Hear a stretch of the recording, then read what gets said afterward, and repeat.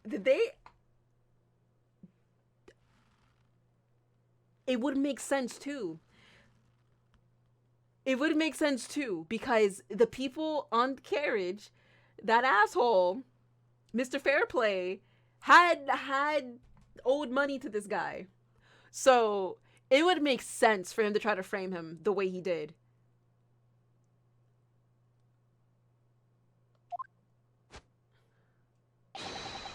Tis a case of them being unable to say. Or that, or maybe they got threatened. What? I think perhaps the two fellas do be having something of a compelling reason not to mention what happened. Someone bribed them then too.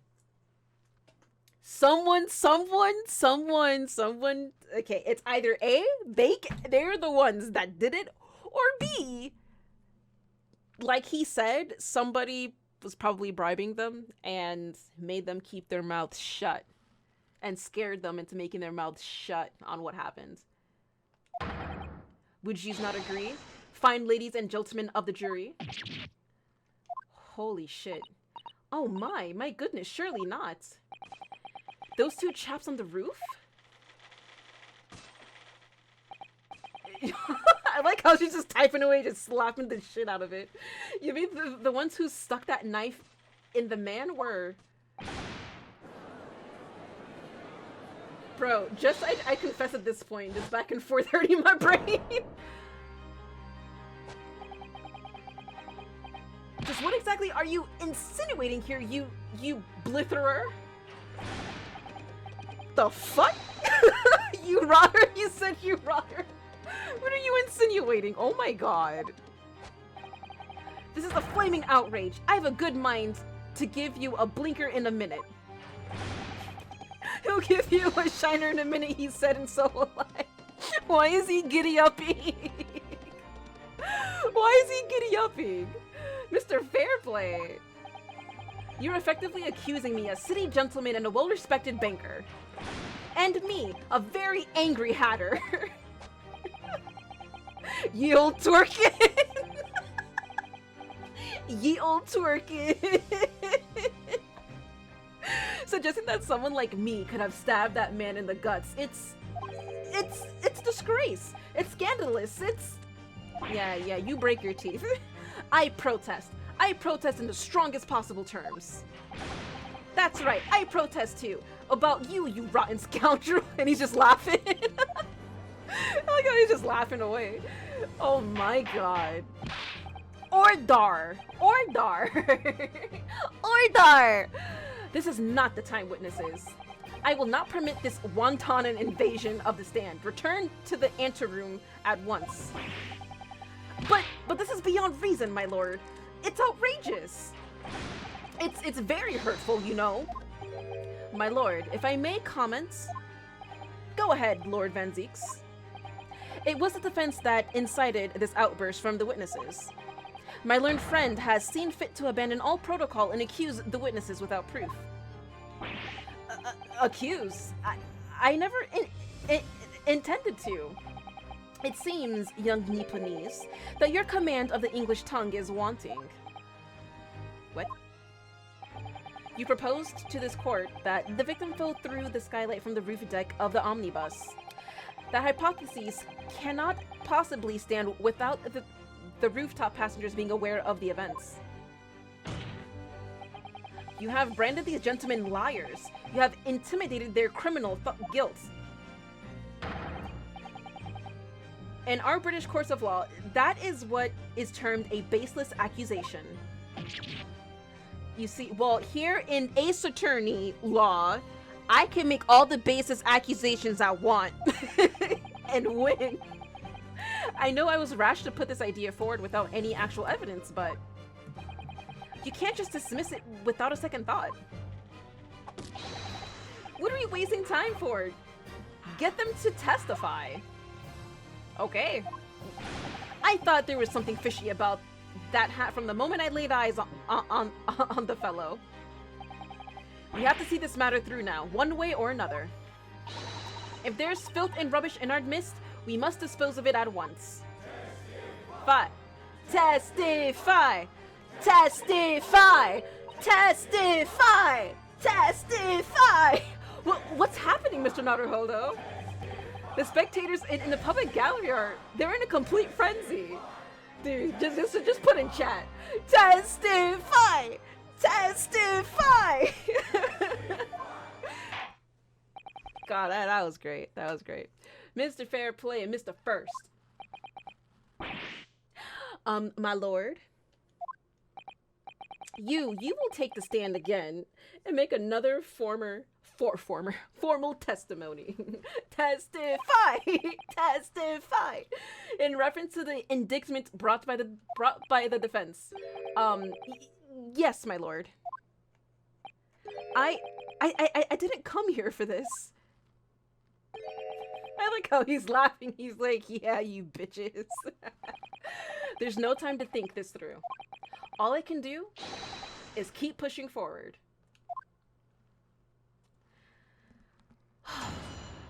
Witness testimony.